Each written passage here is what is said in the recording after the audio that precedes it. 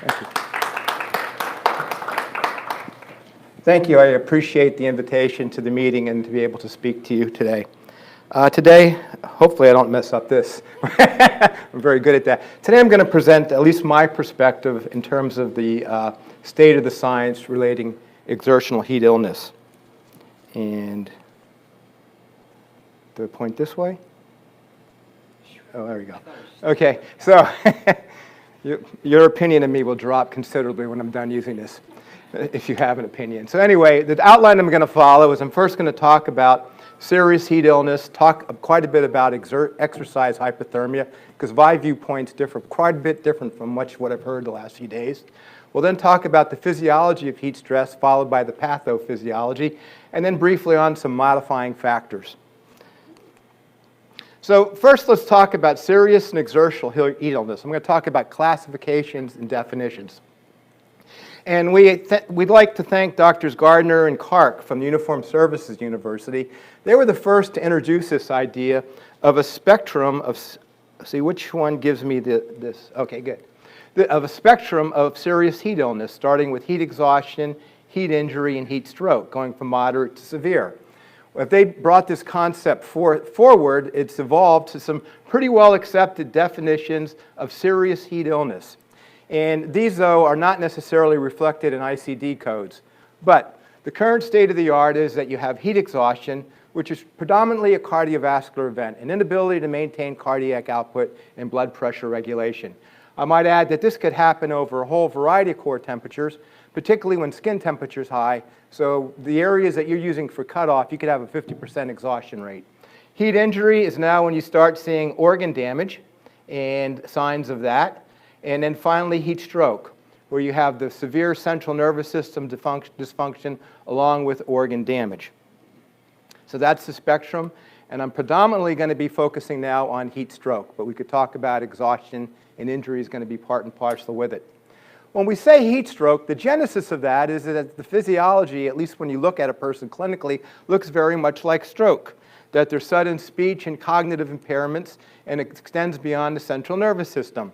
As we look at heat stroke, we talk about classic heat stroke, that which is passive and overwhelming, and exertional, which is associated with physical exercise and heat stress, which can be overwhelming, but sometimes during routine exposures, which I'll get to in a few more moments.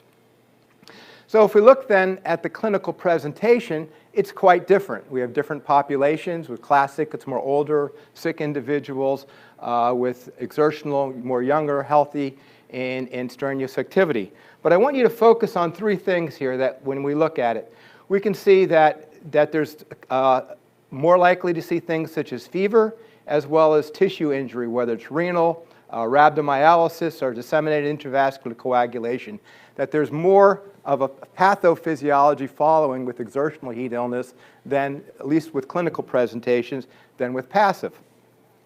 And this has been shown why this is, or this very nicely by Roger Hubbard, and I have to apologize, this is the best picture I had of Roger, and he was doing an immersion study and had an esophageal probe in him. But he did a nice study where he looked at animals and he had them do exertional heat stroke, exertional and passive exposure. And he calculated the LD50. And what you can see is that when an individual has, or an animal has exertional heat stroke, there's a much lower LD50. So there's something about the physiology and the pathology that makes it much more severe in terms of morbidity and mortality. Now, the second thing I want to bring in the idea of this idea of heat stroke is that I've often heard throughout here this conventional idea that heat stroke is often where something overwhelms compensation. And I'm not saying that doesn't exist, but we've come a long way in understanding heat stroke. And what we're learning now is that very often heat stroke occurs in an event that a person's done many times before. And work of Larry Sona has done a number of studies and developed this idea in our laboratory of the multiple hit hypothesis. And that is some event increases the risk of a subsequent heat illness. That's something that they do every day, some event changes that. And with gene expression studies, Larry's found that, for example, that prior viral infections result in increased ability, perhaps, of deactivating the heat shock proteins, making the individual more sensitive. which I'll talk a little bit more later. But also, you could have augmented hypothermia or fever with this, and I'm going to show you a few slides on this.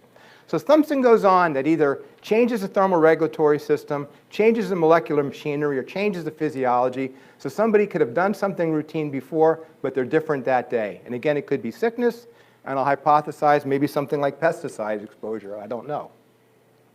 So let's talk about exercise hypothermia. When I talk to physiologists, they have a different viewpoint than sports science folks or occupational.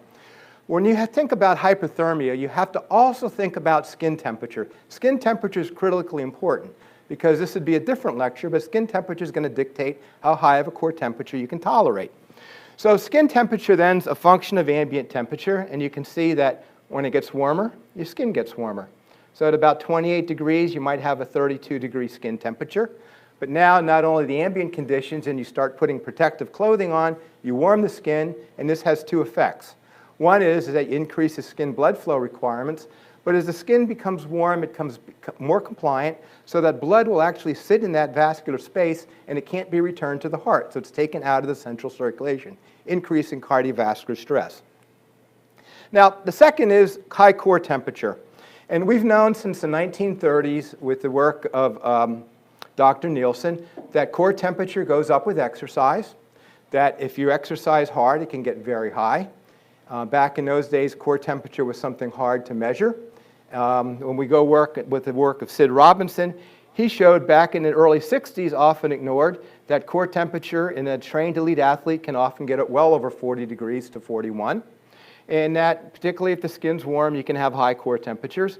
These were done with rectal probes. And now that we have core temperature pills, we can find that athletes have this. So the important point is that you can't look at core temperature alone. Depending on the degree of acclimatization, adaptation, depending on the skin temperature, core temperature could have some meaning or not much meaning. But when we look at heat stroke, we often say a core temperature of greater than 40 degrees is with the symptomatology and the pathology. But 40 degrees really doesn't mean much at all. Certainly if someone's warm, you want to treat them, okay? But again, the biology is a lot more than high core temperature. Now, we started getting an idea that it might be more than just high core temperature when we looked at epidemiological studies.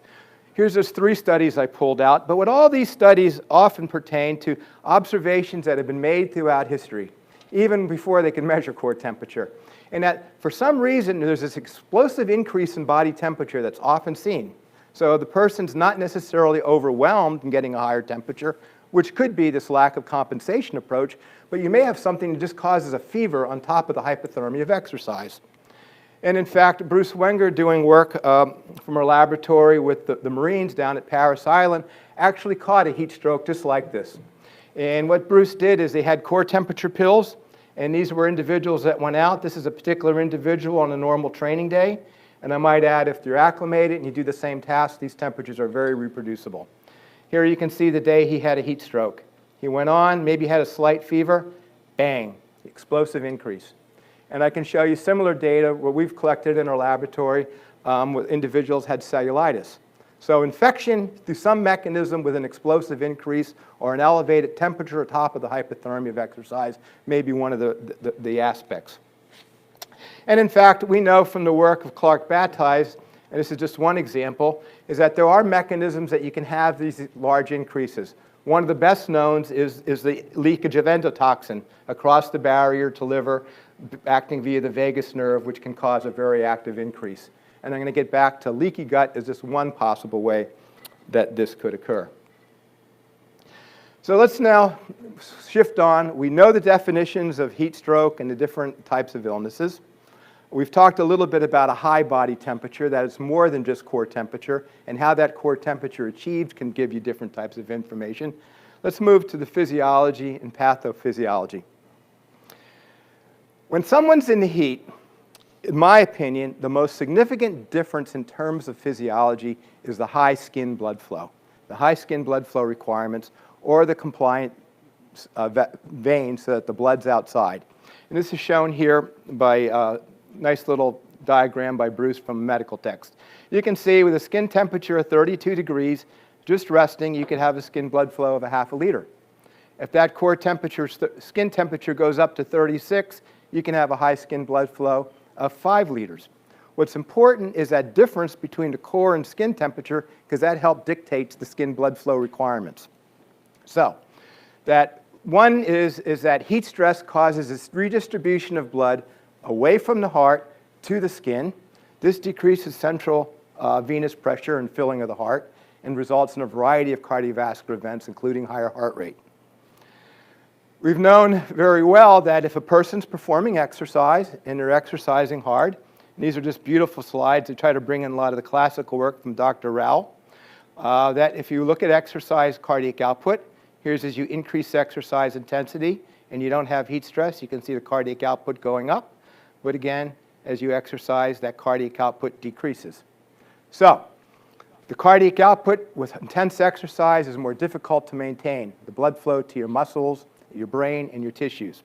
Second with that, as we've known for decades, and Dr. Rao has shown very nicely, if you're exercising as you increase the intensity, you start taking blood flow away from the gut and the spleen, splanchnic areas. That's called compensatory vasoregulation.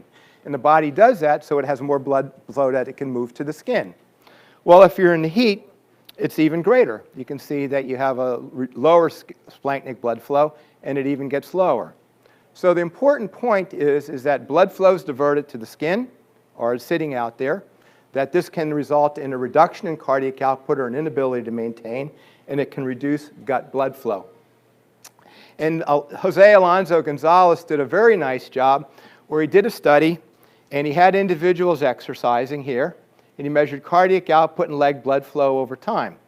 Now, what he showed is that over time, that if he dehydrated the individual, that the ability to sustain that cardiac output kept dropping and dropping, and many investigators have shown that. But what he did show, which was very unique and hasn't been shown by others, is that even if you exercise hard, everybody has always shown that muscle blood flow is maintained. But when he showed when you had heat stress as well as dehydration, which causes a reduction in your plasma volume and therefore your central blood volume, that you had an inability to sustain that cardiac output. So this could potentially result in underperfusion to different tissues. So how do we take this forward? I think that as physiologists, we suspected for many, many years that gut blood flow decreases, leak of endotoxin, or the inability to clear out that endotoxin, that leak, may be involved. And Dr. Bushama and Jim Knockel did a landmark study, or review paper in the Journal of New England Journal of Medicine back in 2002. And they showed basically the mechanisms of action for underperfusion of muscle or the gut, resulting in cytokine release, TNF, and this shows for coagulation, but this whole cytokine storm that follows. And what I'm going to show you, and there's an emerging literature that shows that what you have is with this insult to underperfusion and leakage of the gut, you result in this SCCAHS, systemic inflammatory response syndrome, that has a downstream effect on organs. And that seems to be really what's occurring with heat stroke and the pathophysiology. As I said, we've known for decades that the gut can be leaky. Here's some nice work from Dr. Lambert's study when he worked with Carl Gossolfi. He used a marker of small intestine permeability, and you can see that as the animals were heated up, you can see the intestines became more permeable. And in fact, he did another study that showed that if you dehydrate that with the heat stress, that it actually became more permeable. So this is supported by numerous studies that show if you exercise in the heat, you're going to get some endotoxin leakage. Okay? So is there pathophysiology that goes on that causes more endotoxin leakage, or is something occurring such as in the liver where you can't take up that endotoxin? Well, we know from a pathophysiological point of view, here's some electron transmission micrographs taken of the gut, the lumen of the gut. Okay? And you can see here's control. And you don't have to be a pathologist to see, look at the microvilli, you can see them disrupted, and you get this membrane, and you get disruption and endotoxin leakage. So if the gut's injured, either during an acute event or getting, again, this whole idea of cumulative that Dr. Barnard talked about earlier, if the gut's leaky and it starts leaking this endotoxin, and there's going to be other mechanisms we'll talk about, it starts piling up, perhaps the liver becomes compromised how it can take it up, and it starts this downstream effect in terms of SCCAHS.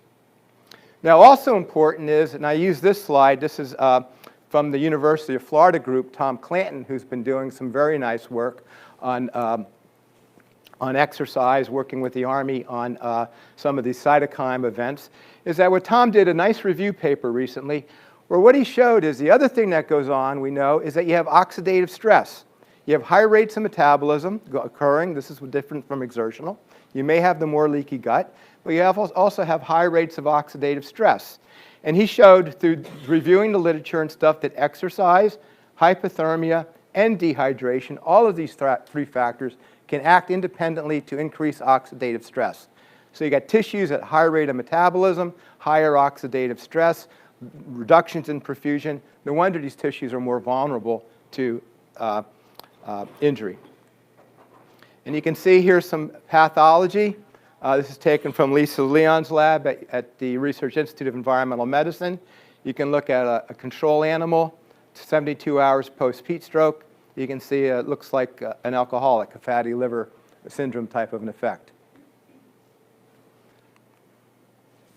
Here we can look at kidney damage in spleen. Here we have control, and you can see kidneys are affected. You can see evidence of ischemia, necrosis post-heat stroke, and the same as a spleen. So we've said then that tissue damage occurs, and this can have long-term effects, which I'll get to. We talked a little bit about the mechanisms why exertional heat stroke might have a greater morbidity and mortality. We talked about some of the things that might be setting up for this multiple hit hypothesis, why it's different.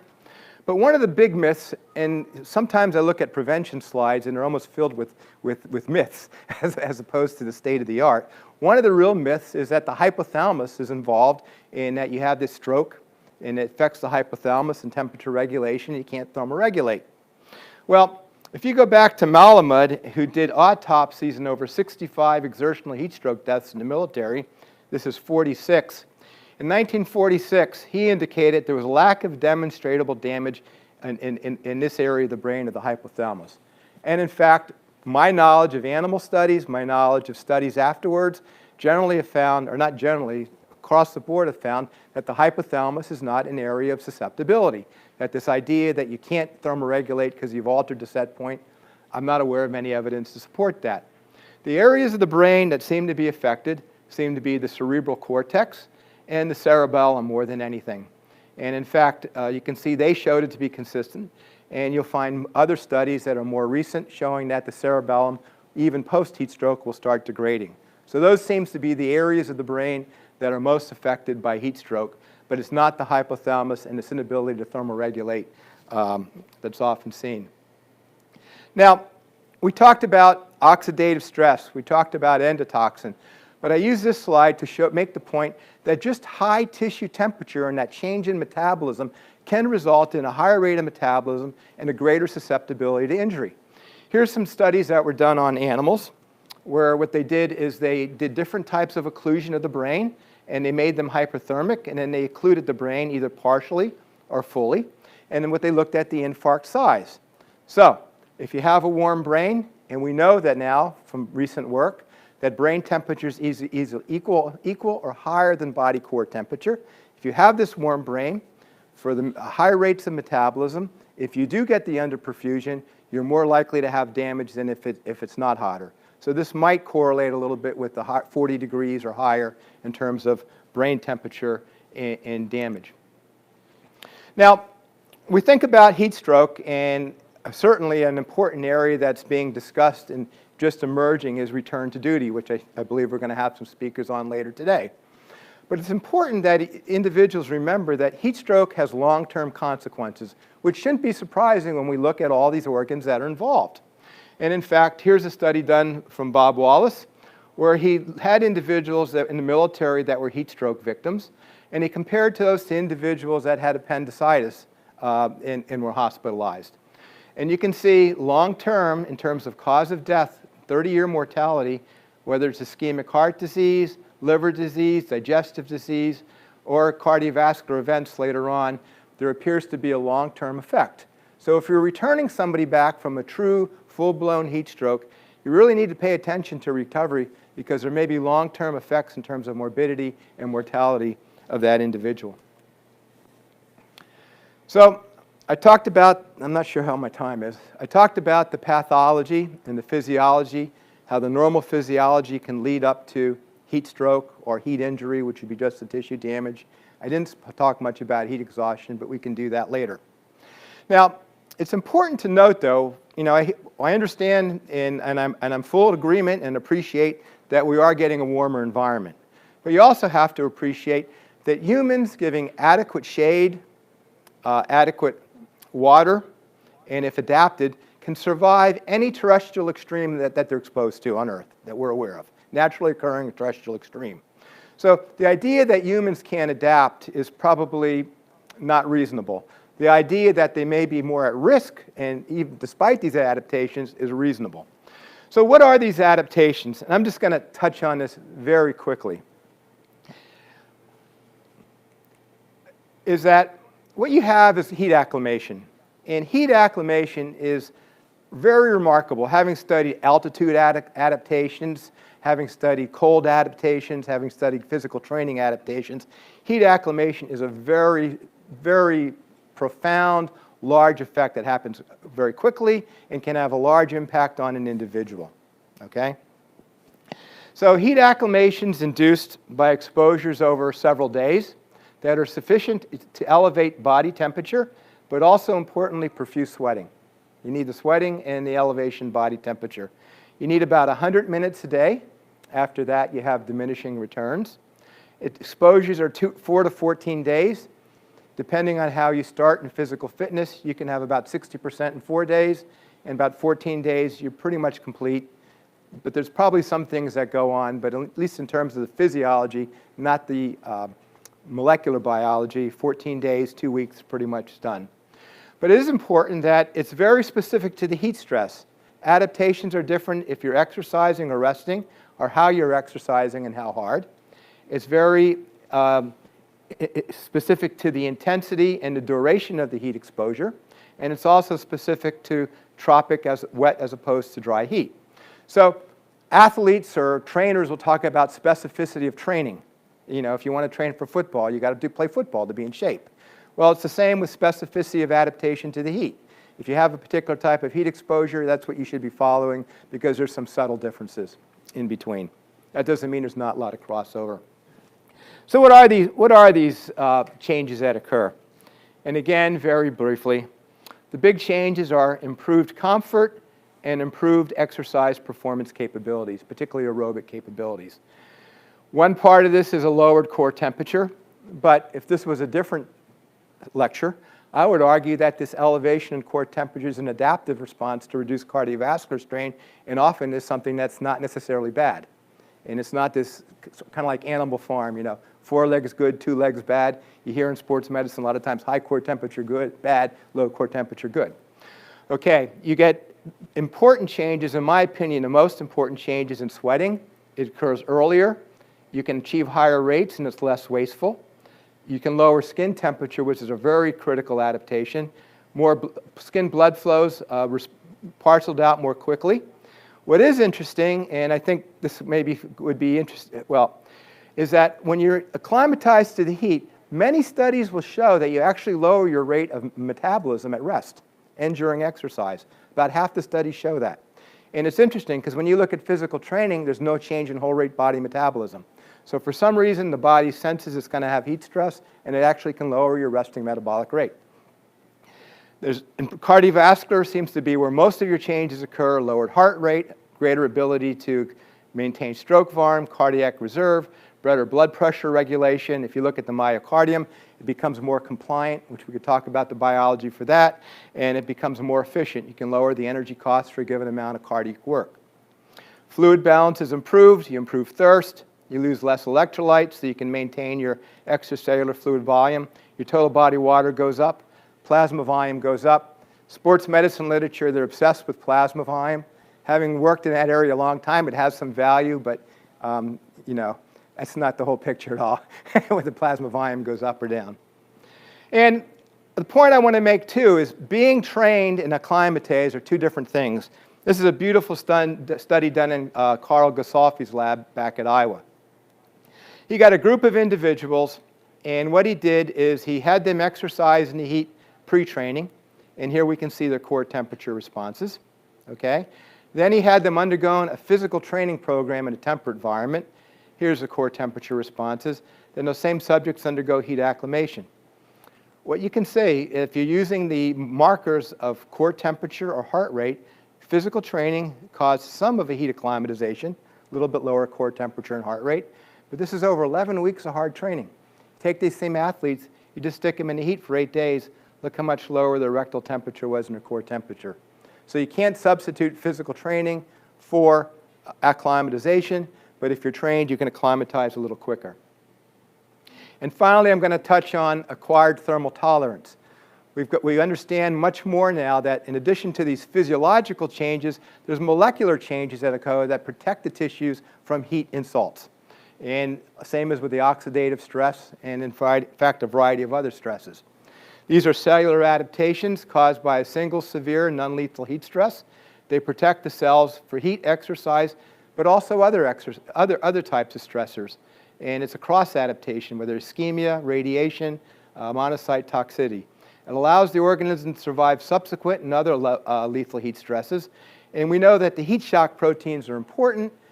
Particularly, you'll see HSP 70, 90, but we know that there's other adaptations that contribute to this. So, in conclusion from my talk, we talked about serious heat illness, that there's a spectrum of severity. Exhaustion, injury, and stroke, they're different, but they become more severe. That we have exertional versus classic, that we're often dealing with exertional, but with the warming environment, and we hear about nursing homes, and this we also have to be aware of classic. That there's a little different physiology, a little different outcomes. That you have the normal physiology of the high skin blood flow and the compliance to the skin, as well as sweat, which decreases plasma volume. That this biology all acts through the cardiovascular system. That as the cardiovascular system becomes compromised in perfusing the gut and the muscles, that the high rates of metabolism, hypothermia, and oxidative stress in these types of tissues set them up for pathophysiology. That sometimes we often think of it being overwhelming. In the DOD 15 years ago, we would have said that all heat strokes are preventable. And in fact, if someone had a heat stroke, they might have had a court-martial. Now we understand all heat strokes are not preventable. And so we're understanding this multiple hit hypothesis in different ways that it can come. I'm not saying it's the majority of cases, but it occurs. And it occurs probably more than we've thought. This often then results in this systemic inflammatory response, SIRS response, cytokine storms, and tissue damage.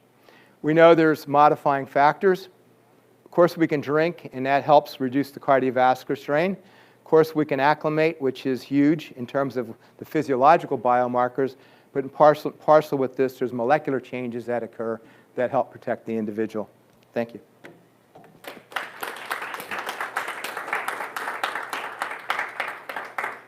we have some time for some questions. So earlier on, you showed function of skin temperature as a function of ambient temperature. I was just wondering if ambient humidity plays a role as well. Yeah, it does, because it alters the ability to evaporate.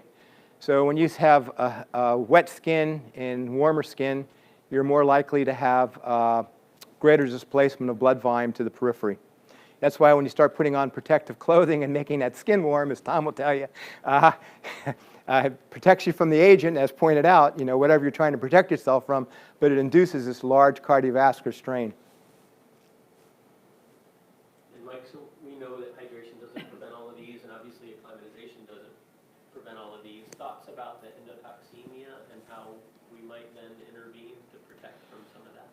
Well, yeah, that's a good question, and a lot of people have thought about that. We had a discussion earlier that there may be some ways that you could protect the gut, at least from low levels of endotoxin release.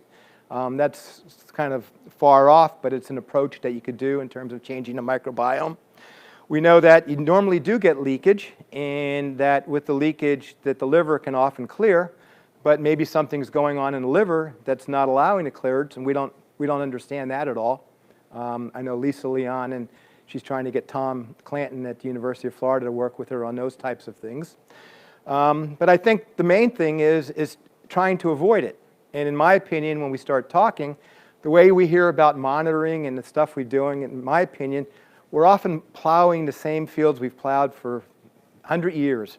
And there's different approaches, there's different ideas. So the question is do you want to invest in redoing the same thing, which have not been productive, or do you want to start moving towards different areas, which maybe have a little bit more risk but have greater payoff? These are the kinds of questions I'd ask funding agencies. So this is more of a comment. Sure. First of all, this was all very new to me, and I have to really think about it and process it because it's all very new material. But I work with farm workers, and recently we've had a couple of older farm workers that passed away from liver failure. And the physician that was treating them said that they asked Johnny May, for example, she was one of them, if she was a drinker because she had the liver of a person who was, an alcoholic for years and years, and Johnny May was not a drinker. This happened with several farm workers. So I'm just kind of wondering if it's possible that that's because of... It's possible, but I wonder really if it's more due to maybe pesticide exposure, and particularly pesticides acting on the liver. Because remember, as I mentioned, Chris Gordon has shown in rats that when you increase the skin blood flow, that what you do is you get more absorption of toxic agents and stuff that you expose the animals to. So that's why the idea of either protecting through either a topical skin protectant or some type of protectant, because you can see these people handling the stuff. It seems that that's the area of exposure. So again, I'm going a little far afield, but it could be from that. I don't know the answer. There's a lot of things that actually end up with this fatty liver. I think that's an interesting point, though, because the vast majority of hand-related work, right? I've got ahead of myself. But the primary route of entry for most pesticides is through dermal exposure, and recognizing that they're frequently wearing short sleeve shirts, and some of the crops, right, they're just plucking it out, putting it underneath their arms and that kind of stuff. So I think the notion of the combination of the increased absorption because of the blood flow to the skin, I think that makes an awful lot of sense. Not knowing anything all about the physiology. Both of her daughters had lupus. Both of her daughters were born with lupus, and they were exposed to organochlorine pesticides decades ago. So I don't know if there's a comment. Yeah, I don't know. I think that's a great point. What other types of disease states, changes in genetics, changes in anyway, increased susceptibility.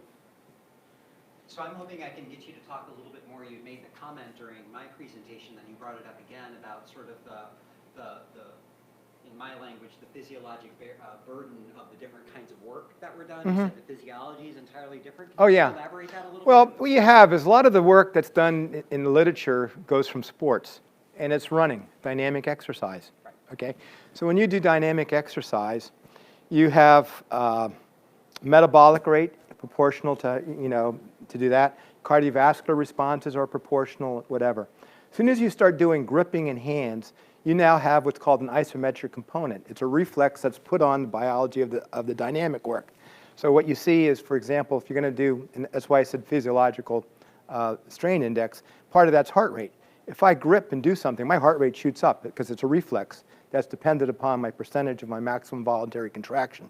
So the biology of a lot of these types of tasks, you have small muscle areas, you got a lot of perfusion, it's a much more of a cardiovascular challenge to that, much more fatigue. The biology is quite different than just pure dynamic leg exercise. So I wasn't trying to make a deal, I'm just saying that you have to be aware of that when you design different types of systems. And it also makes them more susceptible, I would think, with the changing of postures and things like that, to accidents. And that's probably a very fertile area to go after with different types of interventions.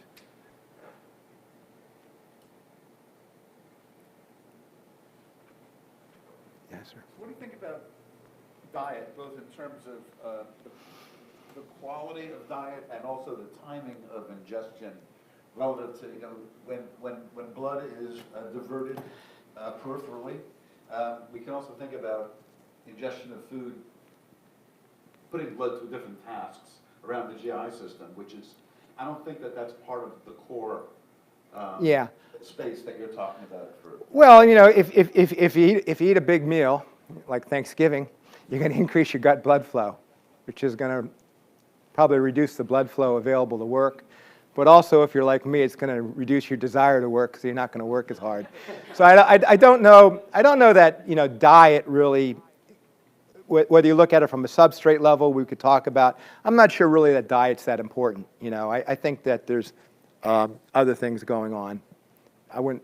My primary concern is not diet, unless it was diet that would change perhaps the microbiome, and the microbiome, and I'm saying this is kind of long term, and how you'd go about these studies, we've thought about a little bit, but if the microbiome, if you could identify a pattern that's protective to endotoxin leakage, but I think that's a huge step because the stuff I've seen in the microbiome, they got all these beautiful figures, they change, but actually getting it down to a specific thing. I mean, I think you could do those studies, and I think they could be done, but we're talking more NIH, and we're talking more tens of millions of dollars, which you probably don't want to spend on that. There's much lower hanging fruit that's cheaper.